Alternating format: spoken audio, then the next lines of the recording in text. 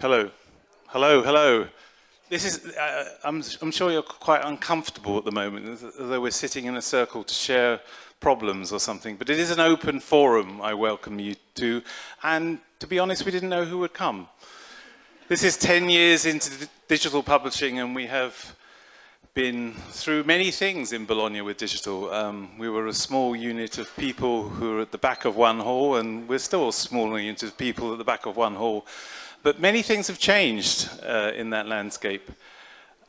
And so I'm really delighted we're going to be able to do this, which is we have some fabulous speakers who at the moment are sitting at the top because they are experts, but they will be joining us in the middle after some brief presentations of the companies that are here who have come to the fair this year. And as we all know, this is a transition year for the fair anyway, so I'm really delighted that people are all back, and it's fantastic that people are back in Bologna talking again and communicating. It's an open mask policy here. You can wear it if you want to. If you don't want to, you can actually take it off. But for today, we have an hour together. And for the second part, we want to hear from you. We want to hear the questions that you have about all sorts of digital productions. We have 4 different speakers here from all sorts of different companies working in all sorts of different medias and providing all sorts of different services. So they're coming at it at completely different angles and presenting some of the thoughts and companies that they run. And I think then we'd like to hear from you and some of the questions, possibilities, disappointments you have in this brief hour we have together. But it's something we were going to run again for 2023, and we're going to do it together as publishers and developers who are more and more like each other. Because I think 10 years ago we spoke 2 different languages. But in many ways, landscapes have shifted, technology has moved on, and people have reacted to technology in different ways. And I think you'll all agree that we've all been through a few years of quite a lot of oddity. But actually where the one stable thing that we had in our lives at that point was technology that provided a way to speak to each other, to read, to communicate, to innovate, and to discover all sorts of different content, including kids' content. But for today, it's not really about an introduction, it's about all the people who are here, who are going to join us. My name's Neil Hoskins, and I've been working for 10 years with the fair on the digital side. So it's a moment in time. I think if you think back to 10 years ago, it was a point at which the first iPad was released, and there was all sorts of theories about where that would go. Nothing much has happened, I think, in changing the book itself.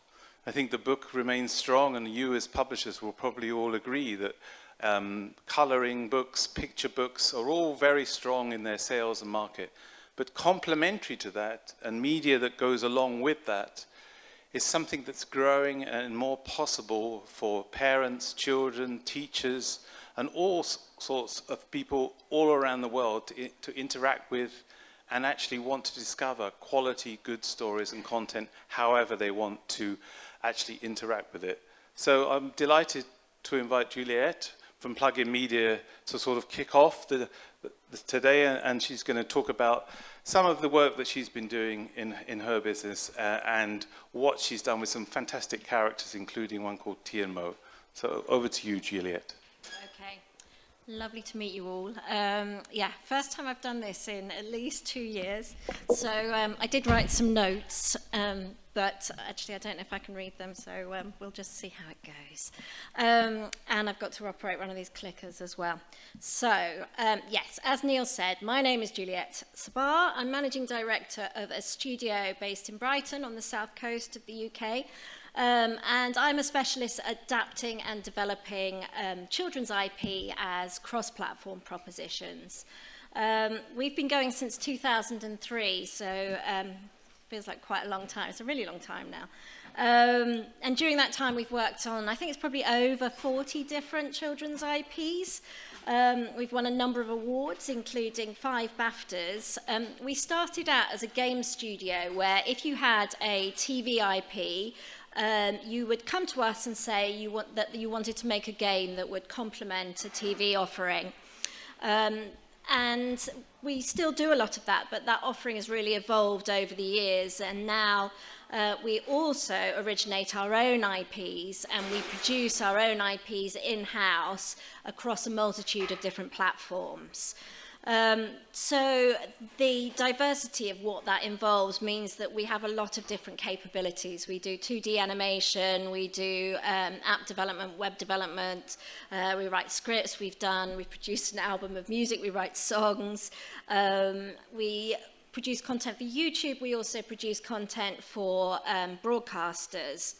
And also, because we've done an awful lot of this ourselves, we've become sort of experts in delivering content to new platforms, whether that's mobile app stores or whether it's AVOD, advertiser video on demand, subscriber video on demand, or music platforms such as Spotify. So I think the next slide is our show reel, which will show you a selection of that work. Is it that one for play, do we think? And then again, yeah.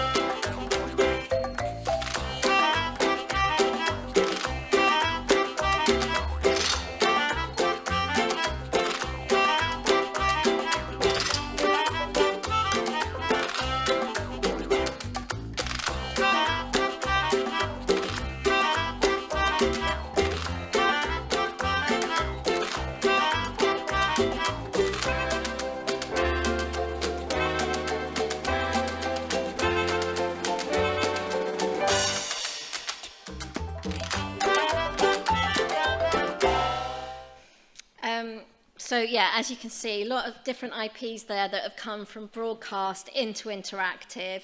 Sometimes books. We've got Octonauts, which was books first and then went via broadcast to interactive.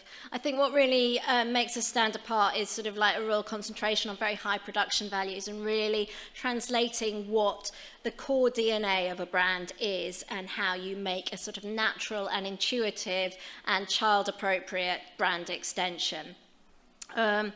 So then I was also going to show you another video which is about the development of our own IP, which is called Tea and Mo.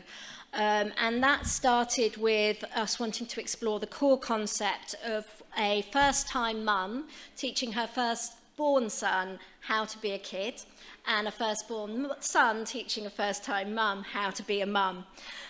So that was just the core concept at the beginning, and we were quite platform agnostic when we approached that. And in fact, we started out with games, but I think this video should show us a little bit of the journey that that IP has been on.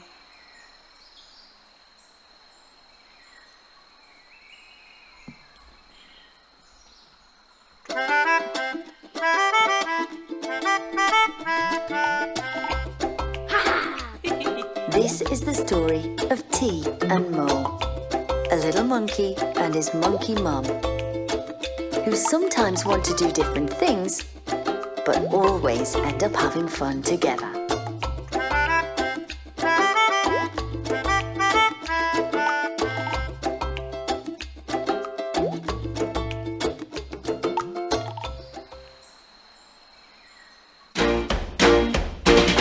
Come on, get up. It's time to play. Guess who's awake and wants to start the day? You're missing out on all the things that we gotta do. We gotta jump.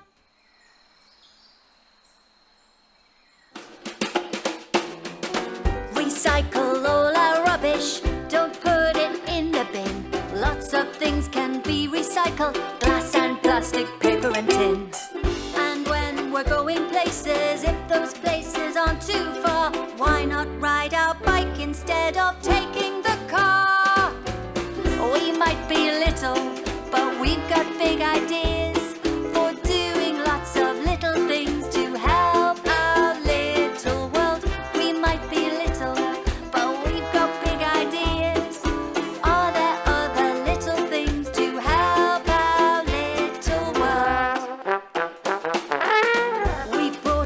bags and bottles, reuse them every day.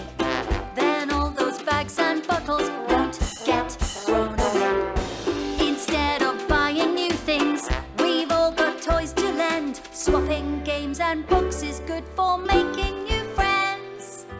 All these things are little and all of us are small, but we can help our big world.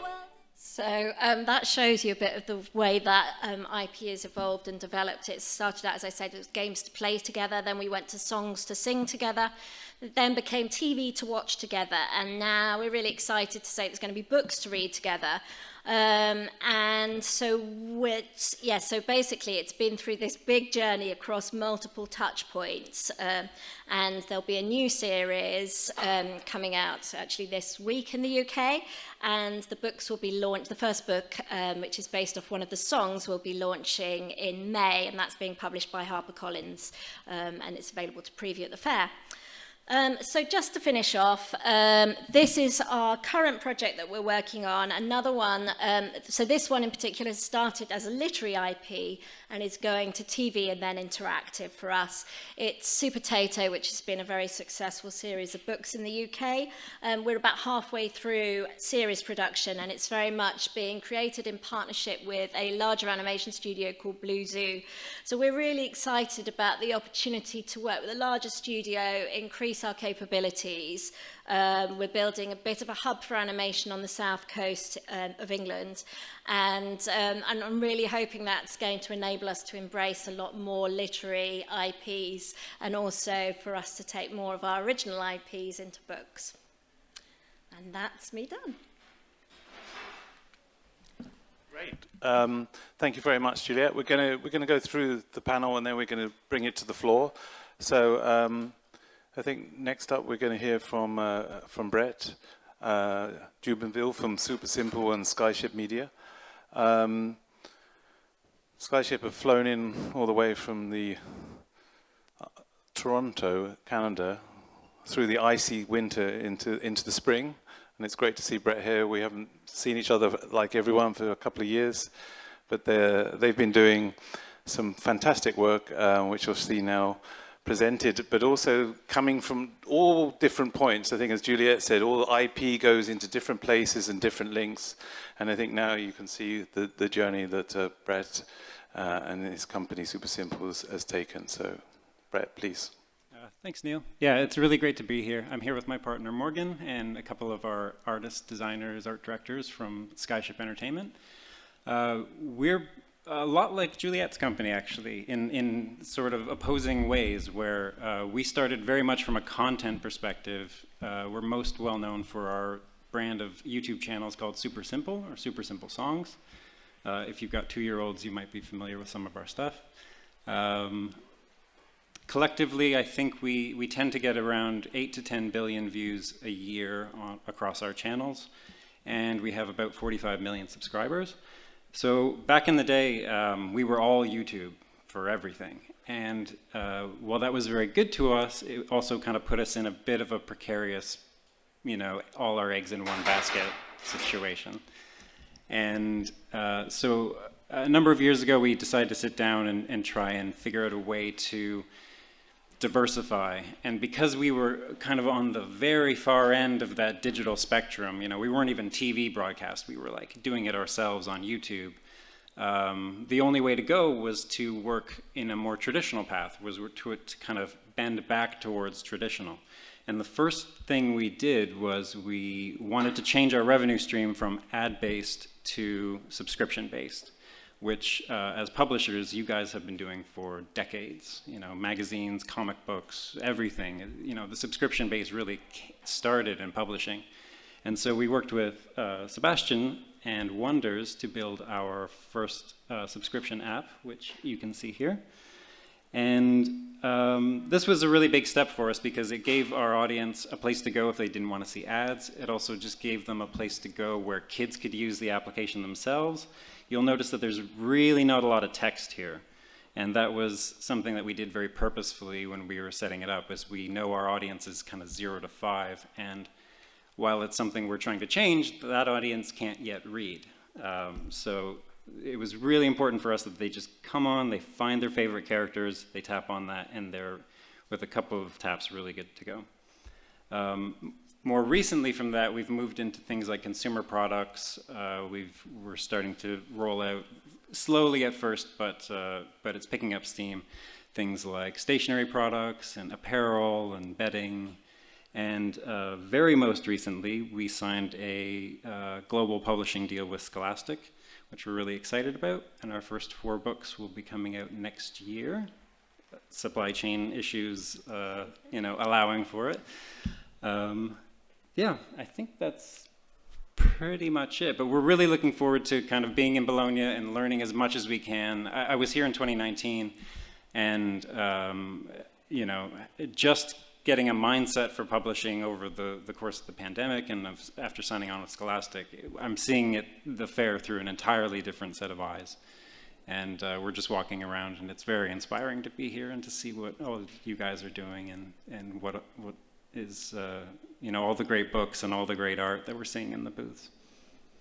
Great, thanks, Brett. We're going to go through, and Sebastian from wonderful city of Berlin and Germany is going to talk to you now about Wonderbox, and a platform of software that helps publishers take their first steps in some ways into digital, and do lots of things with all sorts of different multimedia. So you get to see all different flavors of the media that support and complement books. Yeah, thank you, Neil. As Brett already said, we're working together on their app. Wonderbox was founded in 2017, or Wonders, that is. Wonderbox is our software, with the goal to enable any kind of content creator to publish content on digital, on apps, that is, for now.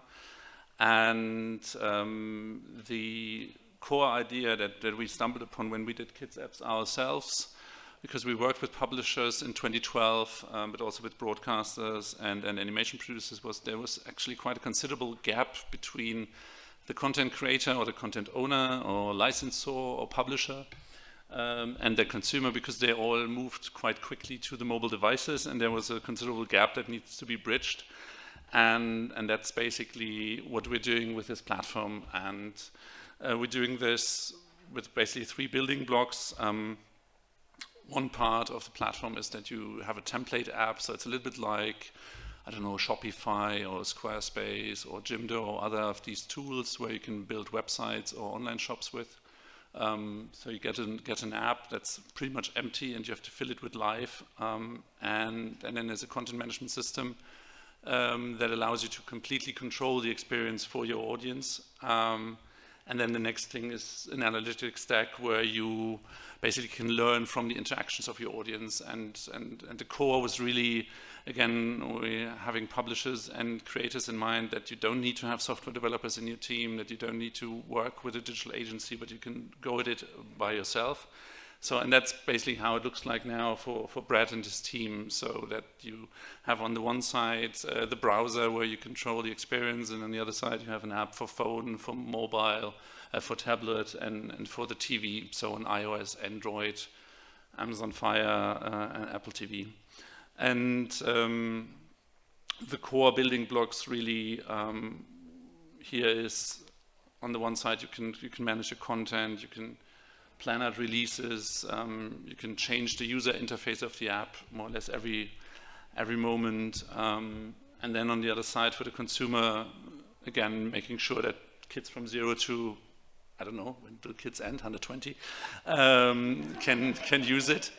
But also there is multimedia content. So this system is one of a kind in that sense that it takes games that have been created with Unity, it takes in any kind of content that has been based on HTML, so we have Brett's company is using it for interactive storybooks, but we also talk with other people like documentarians or something that use it for history lessons, but of course also you can bring in video and you can bring in audio content, and you can make it 100% your app. And I can show this now. I think we've already seen the Super Simple app, but we're also working with Warner Media.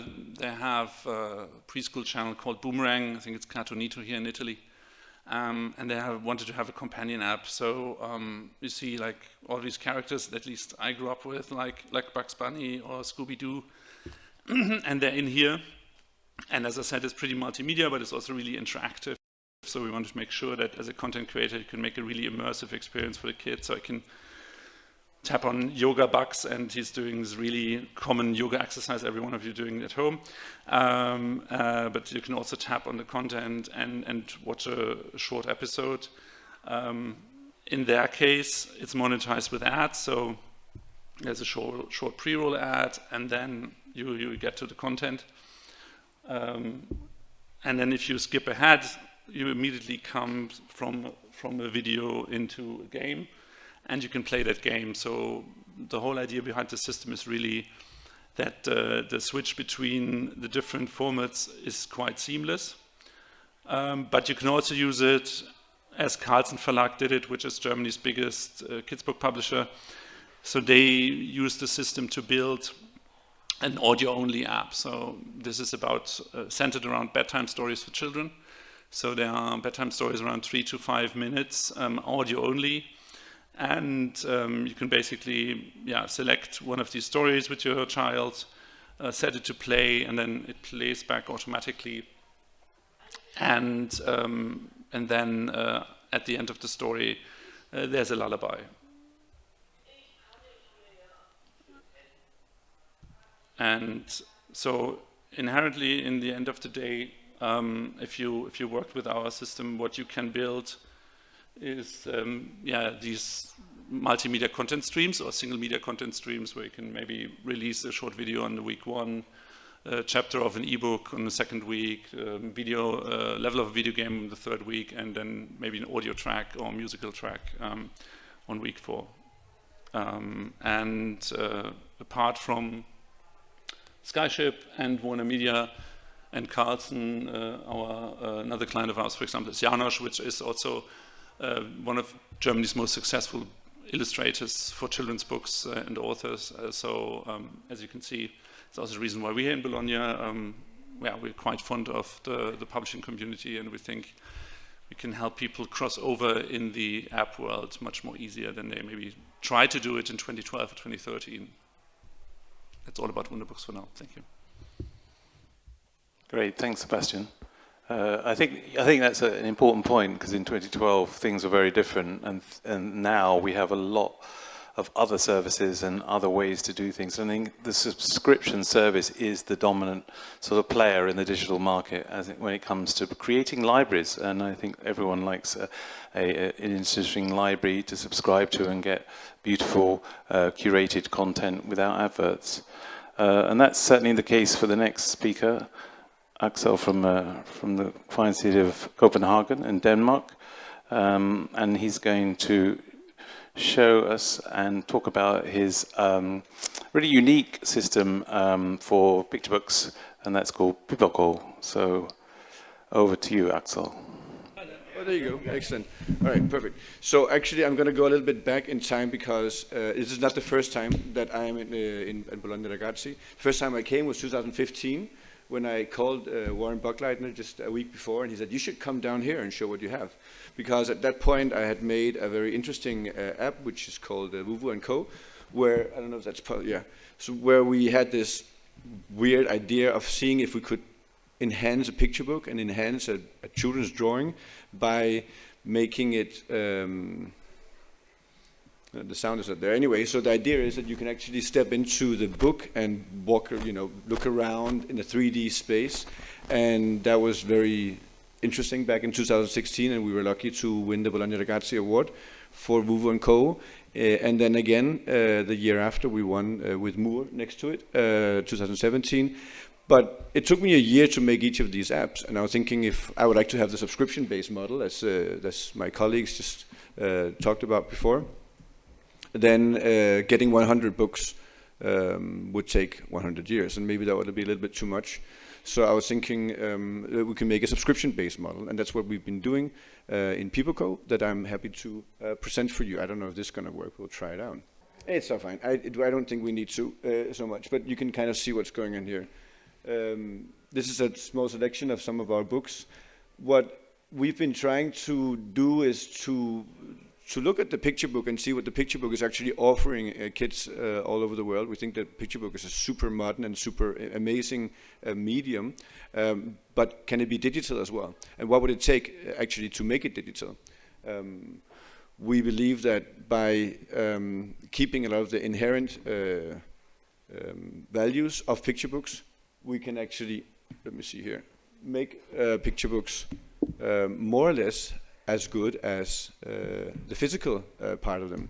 So this is what we've been doing. We've been traveling around many places during the last years before Corona, and looking for super high-end picture books, very beautiful ones, and convincing the publishers on a normal foreign rights kind of contract way to give us the rights to create and produce these books.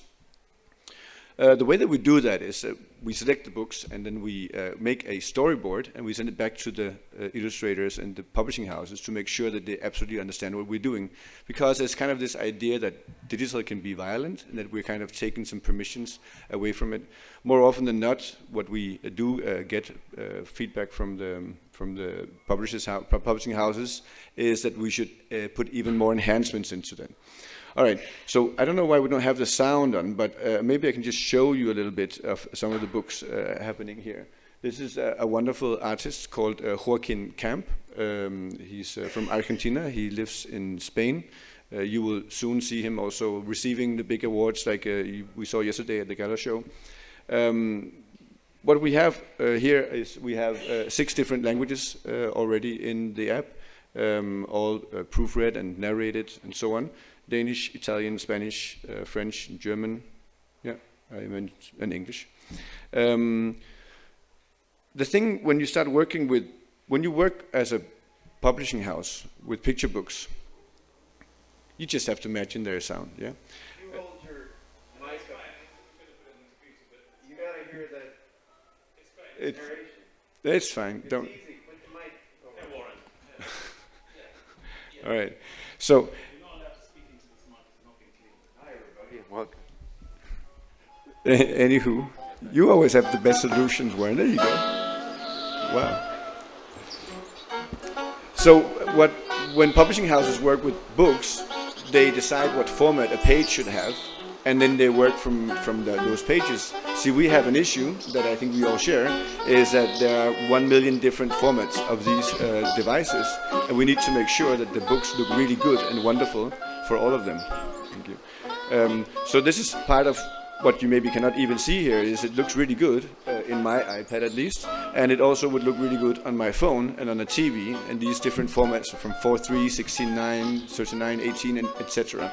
It's a really important part of digital publishing that we need to make sure that it actually works on all the different devices.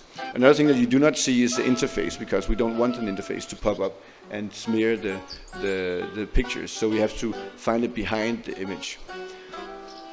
Welcome. My name is Hannibal, and as you can see, I am a ghost dog. I hope that didn't scare you too much. Of course, you can zoom in, you can zoom out, and you can just How did see I become a ghost dog? I only remember that my owner was hanging the bed sheets out to dry. I was chasing my red ball, and then, boom, all black. Well, these are our basic books, means that we're not adding a lot to them. These are not just PDFs, they can do a little bit more. They have all the narration, so on. But of course it's more interesting to actually go in and maybe animate these drawings. Now I'm taking the same author, Joaquin Camp. I'm doing a little promotion here. The piano. Anyway, this is another book we have from him. It's a wonderful, very beautiful book. I don't know if you can actually see that he's using a negative space of the paper to put the piano in front. He came to us with this project, and we made the whole storyboard and everything together. Now it's a little bit interactive, and there's a little bit animation there. This is a silent book. Silent books have been more and more interesting and important during the last years. I don't know if you've all been to the silent book contest to see the wonderful titles they have down there. So the good thing about having a silent book is I don't need to spend a lot of money translating it to 6 languages. So what we did was spending a little bit more money on producing some really beautiful music. We had our composer Jesper Ankerfeldt compose this music directly for this book, and then we had it put into the app by two professional German pianists, played on the grand piano in the studio. The idea here is to show how music can be different things, and what you can do with it. And as you go through the book, you hear all the different music. That's all fine, but of course what I want to show you is this is all handmade. It has very much this feeling that a picture book also has. You can see that the crayons that has been used.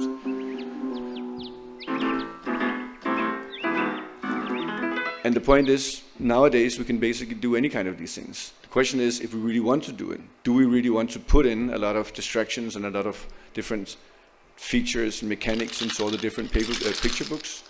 Here's a nice book. We make things. Where we use another feature. I don't know if you can see that I'm actually shaking here my iPad. Because we have these chop wood mechanics and these devices, there is no end to what we can do. Even plain materials. The question is, of course, what we should do. I am happy to continue to talk, Neil, but if you also would like to do a little bit more. Pipoco, it's a picture book collective. We have around 100 titles in 6 different languages.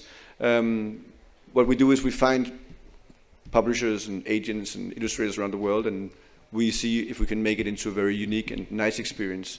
We don't believe that you can find a solution where you close your eyes and push a button and then 1,000 digitizations of picture books pop out. We believe you need to customize a little bit. Thank you.